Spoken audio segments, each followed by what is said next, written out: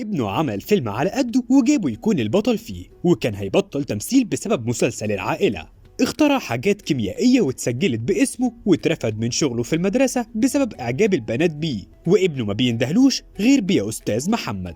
أصل الحكاية مع محمد رياض، أول دور مثله محمد رياض كان في مسلسل الوصية، وكان عبارة عن جملة واحدة مع الفنان أحمد عبد العزيز. كان لسه في سنة أولى معهد بعد ما خلص كلية علوم، وكان مسلسل الوصية من الأعمال العظيمة في وقتها. أما عن شغله في الكيمياء، كان بيحب شغله لأقصى درجة، لدرجة إنه اخترع حاجات واتسجلت باسمه وهو عنده 22 سنة، واشتغل في معمل تحاليل ومع شركات طبية، والصبح كان مدرس كيمياء في مدرسة بنات. وأول يوم يروح المدرسة كان داخل عليهم شاب وسيم ببنطلون جينز وتيشيرت، وفجأة حصل همس ولخبطة ما بين صفوف البنات، ولما طلع الفصل بتاعه اتفاجئ إن الفصل كله كومبليت للآخر، لدرجة إن البنات قاعدين ما بين التخت.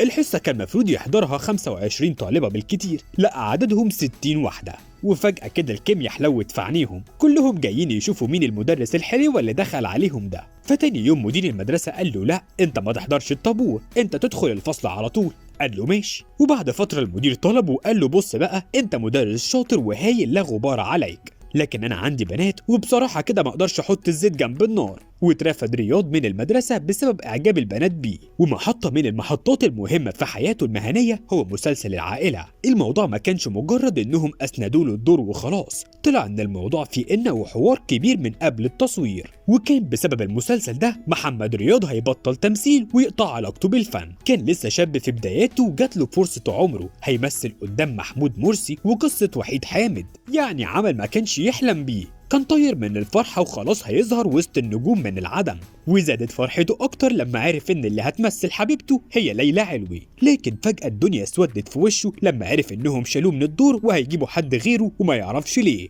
ومن كتر صدمته مشي من مسبيره لحد بيته في العباسية على رجله، ما بقاش يخرج من أوضته ولا يقرأ جرايد ولا يفتح تلفزيون، وقرر يبطل تمثيل ويركز في الكيمياء اللي درسها.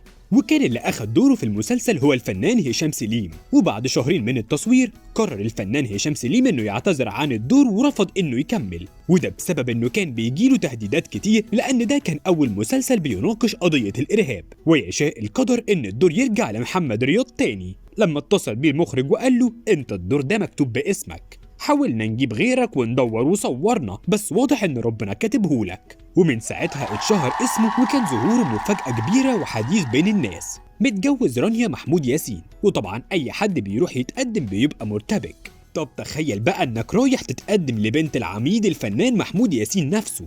بيحكي الفنان محمد رياض ان حماه ما ضغطش عليه خالص، وكان من ارق الناس في التعامل، ولا حط له شروط ولا عقد له الجوازه، رغم ان رياض كان شاب صغير وحالته الماديه متواضعه. الحاجه الوحيده اللي طلبها منه واصر عليها انهم يسكنوا معاهم في نفس الفيلا، لكن الحقيقه رياض رفض وقرر انه يتجوز في بيته هو. وعن أيقونة الدراما المصرية لن أعيش في جلباب أبي، المسلسل حقق نجاح ما كانش حد يتوقعه، والغريب إن تأثيره امتد لأجيال كتير، حتى لو فتحت التيك توك دلوقتي هتلاقيه قدامك. وبيحكي عن دوره في رد قلبي، اتعرض عليه يعمل دور الملك فاروق، لكن رياض كان بيحب شخصية علي الحبيب جدا، ولما طلب من المخرج يعمل الدور ده قال له يعني أنا بقول لك هتعمل الملك فاروق وانت تقول لي علي الحبيب؟ فزعل المخرج وقفل تليفونه وقال له خلاص مش عاوزك معايا خالص. وبعد 10 أيام اتصل بيه تاني وقال له تعالى يا سيدي اعمل دور علي الحبيب. ونجح العمل في مصر وفي دول الخليج بشكل رهيب. مخلف ولدين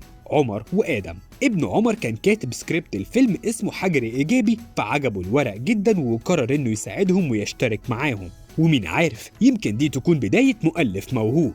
ودي كانت حلقتنا النهاردة عن الفنان الكبير والخلوق محمد رياض. وما تنساش تعمل لايك وشير للفيديو وتشترك في الصفحة عشان يوصلك كل فيديوهاتنا الجديدة.